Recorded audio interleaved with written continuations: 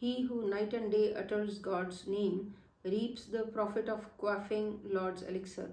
He obtains the profit of God's name, meditate on the God and repeats the name night and day. He amasses merits and banishes demerits, thereby he realizes his own self. By Guru's instruction, he is blessed with the great glory and quaff the nectar of the true name. Nanak says, unique is the devotional service of the God. It is performed by some rare persons who are divinely directed. By Guru's grace, sow and grow the Lord God's crop within the body field. Thus shall thou enjoy God's essence within the home and reap benefit in the world beyond. Blessed is the tillage and trade of the enshrining the Lord in the mind, whereby profit is gained for the life to come. He who meditates on the name and keeps it in the mind understand Guru's teaching. The self-willed are tired of farming and trade. Their greed and hunger does not go. Nanak says, sow thou the seed of the name in thy mind and thus get adorned with the true word. The men on whose forehead the jewel of good fortune is studded engaged in the Lord's trade.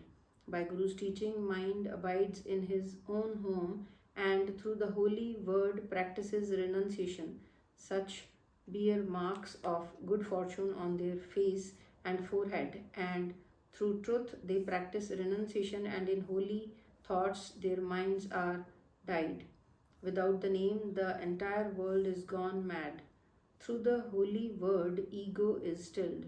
By devotion of the true word, holy word, real wisdom comes, and by Guru's teaching comes bliss of devotion to the name. Nanak says, as is found the holy word, the destroyer of dread, through good fortune recorded on the forehead, man devotes himself to the service of the Lord. All true tillage and trade is the acceptance of the Lord's will. By accepting his will, exaltation is obtained. By wisdom given by the Guru, the Lord's will is realized, and by his will one is united with him. By his will the man unites and easily blends with the Lord. Supremely exalted are the Guru's hymns. True glory is attained through the Guru, and one is embellished with truth. By losing self-conceit, man obtains God, the dispeller of fear, and through the Guru he unites with himself. Nanak says, by uttering the name immaculate, inaccessible and unknowable, one is merged in the divine will. Vadhans, third Guru, O myself, thou ever meditate on the true Lord, thus shall thou abide in peace in thy own home, and death's courier shall not touch thee. By embracing affection for the true word, death's noose and myrmidon cannot touch the mortal. The self ever imbued with the truth is immaculate and ceases to come and go. Duality and doubt have ruined the self-willed, and it is lured by the death's minister. Nanak says, listen thou, O my mind, ever thou meditate on the true Lord. O my mind, within thee is the treasure, do not search outside for anything. Eat thou only that which is pleasing to the Lord, and be happy by the exalted Guru's grace. O myself, the Lord, the helper, is within thee. By Guru's guidance, become holy and see him with thine eyes. The self-willed are blind, bereft of enlightenment, and lost in duality. Without the name, none is emancipated. All are bound by death's myrmidon. Nanak says, within thee is the treasure. Do not find anything outside.